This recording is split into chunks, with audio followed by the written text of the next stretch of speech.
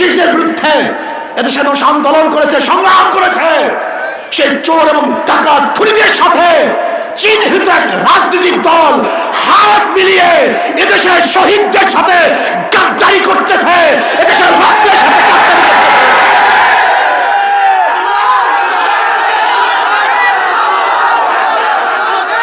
আপনারা জানেন ওরা দেশের মানুষের পাগল নয়, জনগণের ভুক্তদের মধ্যে নাই।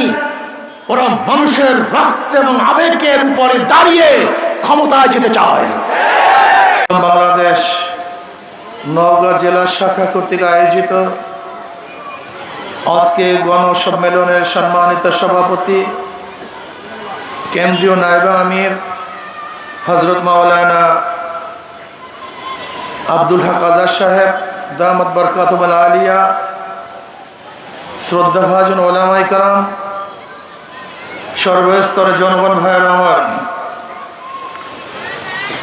ইসলামী আন্দোলন বাংলাদেশ কি ও কেন,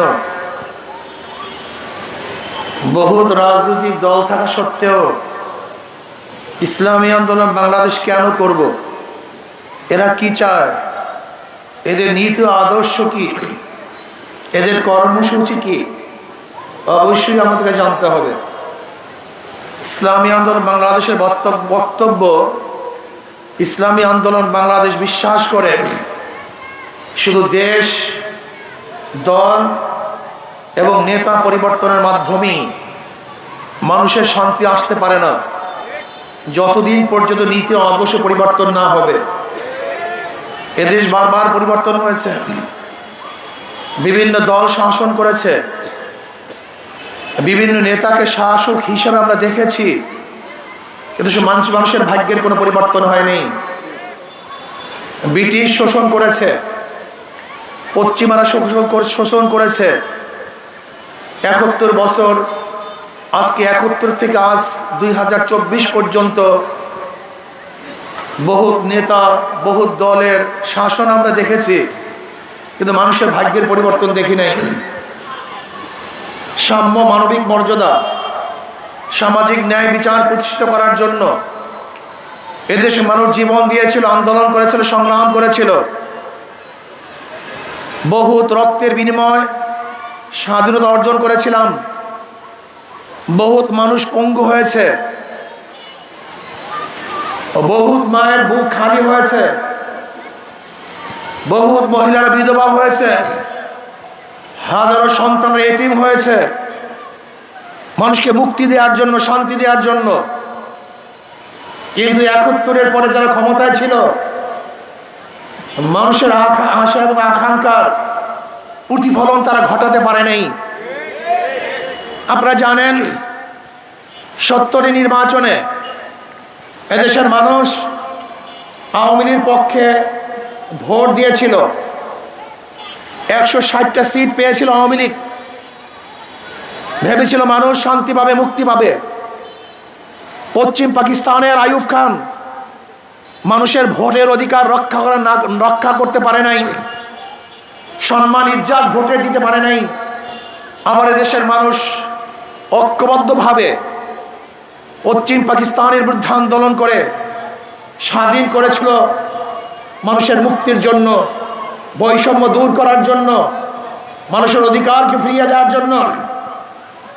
কিন্তু ক্ষমতা বসার পরে আওয়ামী লীগ সরকার মানুষের আশা এবং আকাঙ্ক্ষার প্রতিফলন ঘটাতে পারে নাই। মানুষ ক্ষুধার্ত ছিল, দুর্ভিক্ষ সৃষ্টি হয়েছে, বস্ত্রহীন মানুষ ছিল। তৎকালীন সময় কবিরা বলেছিলেন, কবিতা লিখেছিলেন, খাদ্য দাও নয়তো মানচিত্র খাবো। মানচিত্র খাওয়ার স্লোগান দিয়েছিলেন। মানুষ চিকিৎসাহীন মরেছেন। তৎকালীন সময় বস্ত্রহীন মানুষ ছিলেন, হাজারো মানুষ খোলা আকাশের নিচে ঘুমিয়েছিল, হাজারো মানুষ ডাস্টবিনে খাদ্যের জন্য কাক এবং কুকুরের সাথে লড়াই করেছিল। তৎকালীন সময় হাজারো মারা ক্ষুধার তাড়নায় তাদের বাচ্চাকে বিক্রি করে দিয়েছে। আপনারা জানেন ওই সময় হাজারো মানুষ চিকিৎসার অভাবে ধুকে ধুকে মারা গেছে। তৎকালীন সময় দুর্ভিক্ষে মানুষের যে অবস্থা সৃষ্টি হয়েছিল যা বর্ণনা দেওয়ার মতো ছিল না। কিন্তু ওই সময়ের লিডাররা, ওই সময় নেতারা এই জনগণের দিকে তাকায় নাই। তখন তারা চুরি করেছে, ডাকাতি করেছে, লুটপাট করেছে। শেখ সাহেব বলতে বাধ্য হয়েছিলেন, অন্য অন্য দেশের মানুষ পেয়েছে তৈলের খনি, সোনার খনি, রূপার খনি, আর আমি পেয়েছি চোরের খনি। এই বক্তব্য আমাদের না, শেখ সাহেবের বক্তব্য। তখন ব্যাংক ডাকাতি হয়েছে, নুন চুরি হয়েছে। শেখ সাহেব বলেছিলেন 8 কোটি কম্বল, 7 কোটি বাঙালি, আমার কম্বল কোথায়? সেটাও চুরি হয়ে গেছে। আজও শেখ সাহেবের বক্তব্য, আমি বিদেশ থেকে ভিক্ষা করে আনি, আর ওরা সেই ভিক্ষার মাল চুরি করে, ডাকাতি করে। উনি দেশকে ভালো চালাতে পারেন নাই, চোর মুক্তি করতে পারেন নাই, দুর্নীতি মুক্ত দেশ উপহার দিতে পারেন নাই, এদেশের মানুষের আশা এবং আকাঙ্ক্ষার প্রতিফলন ঘটাতে পারেন নাই। মানুষ আবার আওয়ামী লীগকে চেঞ্জ করছে, শেখ সাহেবকে বিদায় দিয়েছে, জিয়াউর রহমান সাহেব ক্ষমতায় বসিয়েছে। এবার মানুষ ভেবেছিল মানুষ মুক্তি পাবে, মানুষ শান্তি পাবে, বৈষম্য দূর হবে, মানুষের আশা এবং আকাঙ্ক্ষার প্রতিফলন ঘটবে। এখানে থাকবে না দুর্নীতি, এখানে থাকবে সমতা, মানবিক মর্যাদা, সামাজিক ন্যায় বিচার প্রতিষ্ঠা হবে। কিন্তু আমরা কি দেখলাম? 71-এর পর থেকে 2024-এর 5ই আগস্ট পর্যন্ত যারা ক্ষমতায় ছিল এদেশের মানুষের ভাগ্যের পরিবর্তন করতে পারে নাই, মানুষকে শান্তি দিতে পারে নাই, বৈষম্য দূর করতে পারে নাই। আজও বাংলাদেশের হাজারো নারীরা ক্ষুধার তাড়নায় তার বাচ্চাকে বিক্রি করে দেয়। আজকে বাংলাদেশের হাজারো পরিবার ক্ষুধার তাড়নায় আত্মহত্যা করে।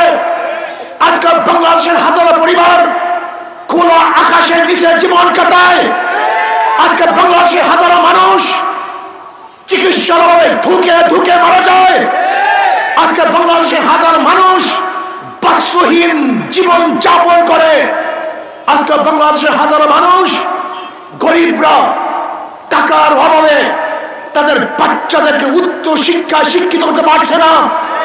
আজকে সব জায়গায় চুরি, সব জায়গায় ডাকাতি, সব জায়গায় দুর্নীতি, জুলুম, অত্যাচার, অবিচার। যেখানে মানুষের সমাজ নেই, মনে হয় যেন দুর্নীতিবাদদের এক সমাজ, ডাকাতদের সমাজ, চোর এবং গুন্ডাদের সমাজ। এই সমাজ দেখতে চাই না। এই সমাজ ভাঙতে হবে, নতুন সমাজ করতে হবে। প্রত্যেক মানুষের অধিকারকে ফিরিয়ে দিতে হবে, যেখানে মানুষের সাম্য, মানবিক মর্যাদা, সামাজিক ন্যায় বিচার প্রতিষ্ঠিত হবে, যেখানে শ্রমিকের অধিকার পাবে, আমার কুলির অধিকার পাবে, যেখানে কুলি, মজদুর, শ্রমিক, ঋষি, তাঁতি, চামার, কামার, বাংলাদেশের প্রত্যেকের নাগরিক তাদের অধিকার নিয়ে বাঁচতে পারবে, তারা বুক ফুলিয়ে হাঁটতে পারবে। যেখানে মানুষের ক্ষুধা থাকবে না, বৈষম্য থাকবে না, চিকিৎসাহীন কোন মানুষ মারা যাবে না, খোলা আকাশের নিচে কোন মানুষ জীবন যাপন করবে না, যেখানে প্রত্যেক মানুষ তার অধিকার নিয়ে বাঁচবে, গর্ব করবে আমি বাংলাদেশের নাগরিক। কিন্তু না, আমরা কি দেখেছি? এদেশের জনগণ, সাধারণ মানুষ বারবার মুক্তির জন্য, শান্তির জন্য জীবন দিয়েছে। কিন্তু চোর এবং ডাকাতরা মানুষের রক্ত নিয়ে হোলি খেলছে, মানুষের আবেগ এবং বিবেককে কাজে লাগায় নাই। আপনারা দেখেছেন 5ই আগস্ট আবু সাহিদ সহ, মুগ্ধ সহ হাজারো মানুষরা, হাজারো যুবকরা তাদের রক্ত রাজপথে ঢেলে দিয়ে মানুষকে মুক্তি দেওয়ার জন্য চেষ্টা করেছে। আপনারা দেখেছেন হাজারো মানুষ পঙ্গু হয়েছে, অন্ধ হয়েছে। আপনারা দেখেছেন এখন হাজারো মা তার ছেলে হারানোর দুঃখে ভুখে মরতেছে। আজকে হাজার আমার বোন বিধবা অবস্থায় রাত্র কাটাচ্ছে। আজকে হাজারো বাচ্চারা এতিম অবস্থায় ঘুরছে। কিন্তু আজকে আমরা কি দেখেছি? যে ফ্যাসিস্টের বিরুদ্ধে এদেশে মানুষ আন্দোলন করেছে, সংগ্রাম করেছে, সেই চোর এবং ডাকাত খুনিদের সাথে চিহ্নিত এক রাজনৈতিক দল হাত মিলিয়ে এদেশের শহীদদের সাথে গাদ্দারি করতেছে, এদেশের রাষ্ট্রের সাথে গাদ্দারি করতেছে।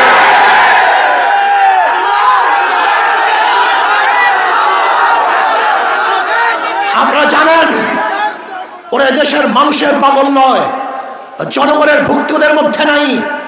ওরা মানুষের রক্ত এবং আবেগের উপরে দাঁড়িয়ে ক্ষমতায় যেতে চায়। আমাদের রক্ত, আমাদের লাশকে ওরা ক্ষমতার সিঁড়ি হিসেবে ব্যবহার করতে চায়। মনে রাখতে হবে, আওয়ামী লীগ, বিএনপি এদের মধ্যে কোনো পার্থক্য নেই। সব ক্ষমতার বদল, সব ক্ষমতার বদল, সব টাকার জালেম, অত্যাচারী, দুর্নীতিবাজ। আজকে বিএনপির বক্তব্য শুনলে আশ্চর্য হয়ে যায়।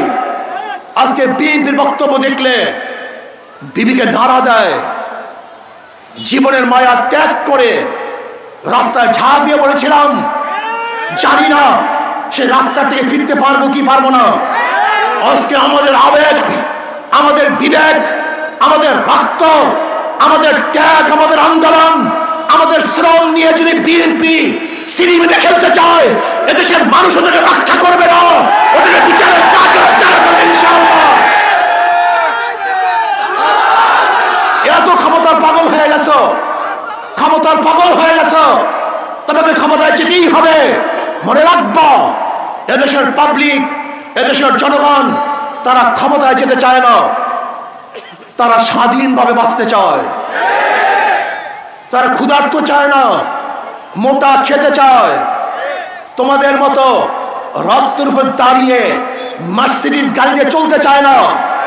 তারা সামান্যভাবে বাংলাদেশে হাঁটতে চায়। তোমাদের মতো প্রসাদে থাকতে চায় না। তারা মোটামুটি মাথা গোজা ঠাই খোঁজ করে। তোমাদের মতো হাজারো বস্ত্র পরিধান করতে চায় না, মোটা কাপড় তারা পরিধান করতে চায়। আমি স্পষ্ট ভাষায় বলে দিতে চাই, যারা বাংলাদেশের এই জনগণের বিবেক এবং আবেগকে তাচ্ছিল্য করবে, জলাঞ্জলি দিবে, এদেশের জনগণ তাদেরকে রক্ষা করবে না। বিচারের কাঠগড়া অবশ্যই তারা করবেই করবে ইনশাআল্লাহ। এর জন্য আমি জনগণকে বলবো, আসুন ওই জালেম, দুর্নীতিবাজ, লুটেরা, খুনি ওদেরকে বয়কট করুন।